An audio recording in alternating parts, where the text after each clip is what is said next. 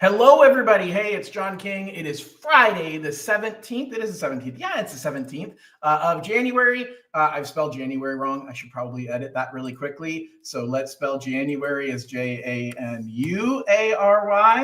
All right. Nope, I can't even get that right. Janu. There we go. All right, so let's do this again. Hi, everybody. John King with Summit Funding. It is Friday, January 17th, 2025.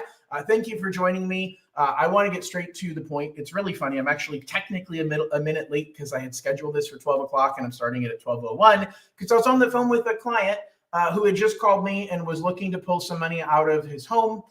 And literally right as I was saying, hey, I've got to go, he said, well, hey, what do we think is going to happen with rates this year? And I said, funny you should ask. I've literally got to go because I have to jump on a live stream I'm scheduled to answer that exact question. Here's the shocker. I'm going to give you the answer right now, the answer I gave him.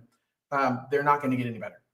They're going to jump up and down. I didn't share this with him, so I told him he needs to join my live stream anyway to get all the details. We're going to see a lot of variations. The market is bipolar. The market is pulling in multiple directions, and there's multiple things that have been happening over the last 3 years that have been pushing rates for a while, pushing rates up. So we had inflation that was pushing rates up. And then we had inflation coming back down and the Fed saying, okay, you know what? Inflation's coming down and unemployment's going up. And so that means rates should lower. And so they started lowering interest rates. Well, now we've got some indications that inflation's going to go higher. We've got some indications that inflation is going to go lower. We've got some indications that unemployment's going to be worse. We've got indications employment is going to be better. We've got indications from the Federal Reserve that says, hey, we think inflation's under control and we're going to lower interest rates. And then at the exact same time, they're saying, you know what, you gotta be worried about inflation coming back. And you're like, how do we know what is the truth? Well, the fact is there is no truth. Part of this is the Fed trying to manipulate the markets. I'm going to say that in a positive way. But look, there's some negative sides to it also. You've got influences, and I'm not going to be political, but you've got influences from the incoming administration that is basically saying, look, President Trump, the first time around, was really clear in telling the Federal Reserve, I think you should lower interest rates. You need to lower rates. I'm the president. Lower the rate. It's what I'm telling you to do. Lower the interest rate. But the president is doing things that are going to cause rates to go up. Tariffs is a good example of things that will push rates up, because adding a tariff makes things more expensive that are coming in from overseas. Well, that's good for American jobs, but jobs, if the job market is good, that's bad for inflation. Also, inflation is the cost of things getting more expensive. And so we're sitting in a situation where even the president of the country that's coming in on Monday is saying things out of one side of his mouth that says rates should go down and doing things out of the other side of his mouth that could cause interest rates to go up. What we're going to see is pockets of timing, pockets of interest rates moving one direction versus the other, and there's going to be no rhyme or reason to it. And so I want you to oversimplify this and say, look, rates are going to be in the range that they have been over the last year, and we're at the worst of it right now. Now, that doesn't mean it can't get worse. I'm just saying we're at the worst of where it's been in the last year. We've got rates that are on average 6.9 to 7.25.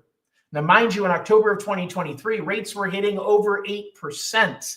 So we are going to be sitting in this range, I believe, between 6% on the low end and 7.25 on the high end. And that's a big range. That's a large amount of space that we are covering for interest rates and trying to predict, well, should I buy my house? Should I sell a house? Should I refinance a home? And so the truth is, how do you make sure you get the best interest rate?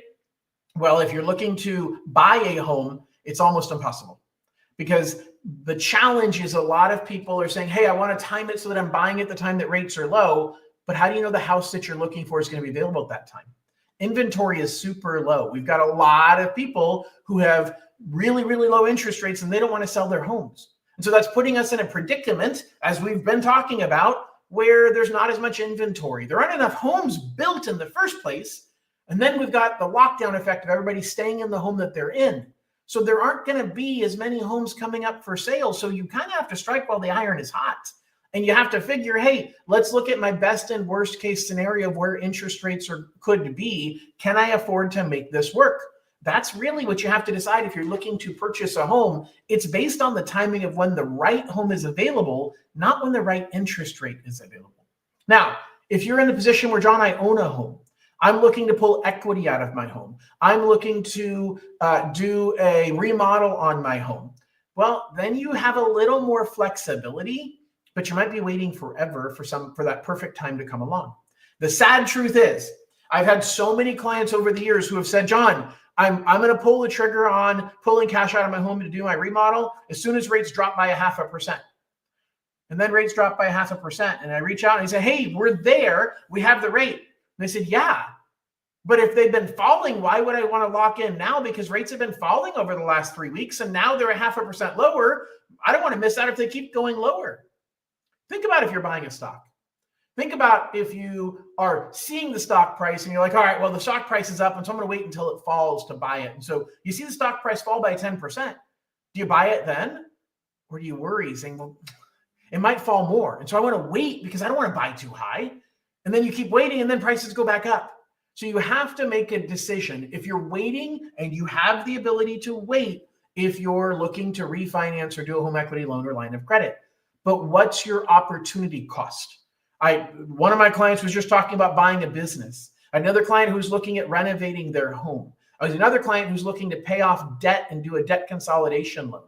Well, the person renovating the loan probably renovating their home has the most flexibility, but that also comes down to contractor availability and cost of goods, cost of lumber. All of that's expected to go up between now and when these tariffs are put into place. So now we end up in a position where, sure, we can get a better interest rate, but you pay more for the lumber and you pay more for the appliances because tariffs have been added. And so did you really save any money?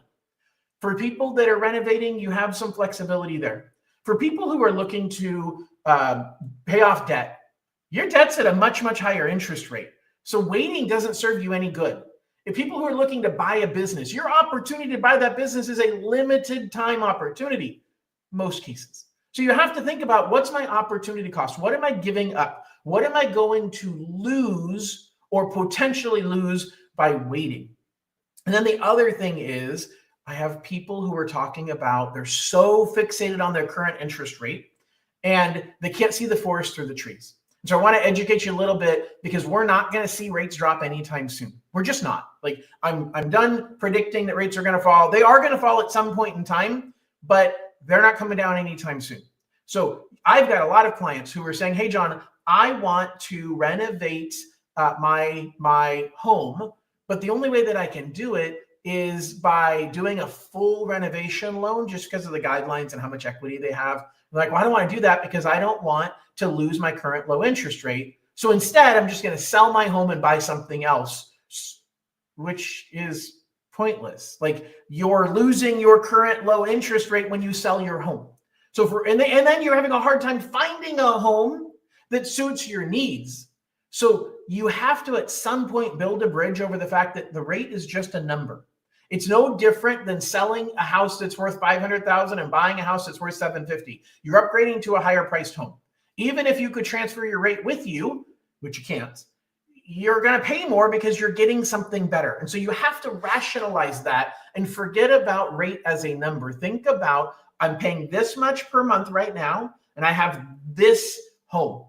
In order to get this home, whether that's through selling, whether that's through renovating, it's not about timing to get the lowest interest rate. It's, well, what's my payment going to be then for this home based on current market conditions? Is it worth the difference? That's where you have to make a decision. Don't let yourself be paralyzed over interest rates. They're not going down anytime soon.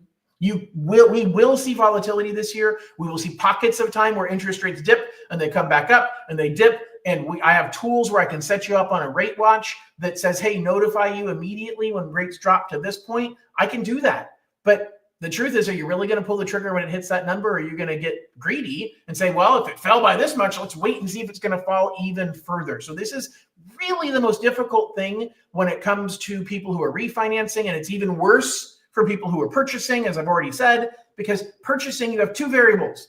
What are the rates doing? and what house is available in the market that I'm looking for, in the neighborhood that I'm looking for, in the size and condition that I'm looking for, and how am I going to be able to make that transaction happen? And can I time that with low rates? The truth is, there's a huge argument to say that when interest rates fall, more people are going to be looking to buy a home, and therefore you have more competition as well. There is no right answer. Unfortunately, things are not going to get cheaper for a long period of time. And the fact is, I don't think they're ever going to get cheaper. I think our incomes are going to catch up. I think that the market's going to stay somewhat stagnated. We're not going to see a huge amount of appreciation across the board while rates are staying this high. But the longer rates stay this high, incomes keep going up and they catch up. And that is our saving grace for affordability. Time is what we're looking for. Rates staying high for long is actually somewhat cleansing. It's like a cleanse, right? It's like, I don't know, I've never done a cleanse, but whatever version of a cleanse that you're doing cleans out your system. And so that's kind of what the economy is going through right now. There's Kitty in the background. I'll get Kitty on one of these shows soon. Anyway, that really is the key. Hi, Kitty. That really, you guys can hear Kitty in the background. Anyway, that really is the key when you're thinking about interest rates is you really have to commit to, hey, the number is just a number. What's the payments? And is that going to be worth it for the goal that I'm trying to accomplish? Last thing I want to remind you guys of, $10,000 grant has been released. So if you want information about the $10,000 grant, reach out to us, kingteam@johnloneking.com. We will send you information to see if you qualify. First-time home buyers only. You have to meet certain criteria of being in an underserved community. You have to make under certain income limits. There's lots of rules, lots of hoops to jump through. So you're getting 10 grand for free. Literally, it's a grant. It is free money, but your lender needs to know how to accomplish it. I know how to accomplish it. So I'll be your lender. Just scan this QR code right here and I will take care of you. Guys, I really appreciate you trusting me to guide you. If you have any questions about anything at all, if you're watching live, feel free to post those questions right now. Otherwise, in about 30 seconds, I'm going to wrap up. If you are watching recorded post questions, I will come back and catch these later. I am just about ready to launch my next few video or YouTube channels. The current one that I have out right now is Can I Refi, which will talk about issues related to refinancing. I'm launching one on Can I Renovate, and then two more that are going to be about issues of people who are self-employed and how to get mortgages for people who are self-employed. And then the final one, hi Kitty, the final one is for people who are looking to become or grow their base of rental properties. So if you're thinking about becoming a landlord, if you already are a landlord, you want to grow or shrink your investment property portfolio, I have lots of financing tools and options, and I'm launching a channel to talk about that. So it does not look like anybody has asked any questions. Gang, I really appreciate you listening. I look forward to guiding you. I am interviewing to be your lender. I provide information for free. I get paid for doing loans. If you need help with loans, scan this QR code. I'd love to help you out. Thanks, everybody. Have a wonderful weekend, and we'll talk to you soon. Bye-bye.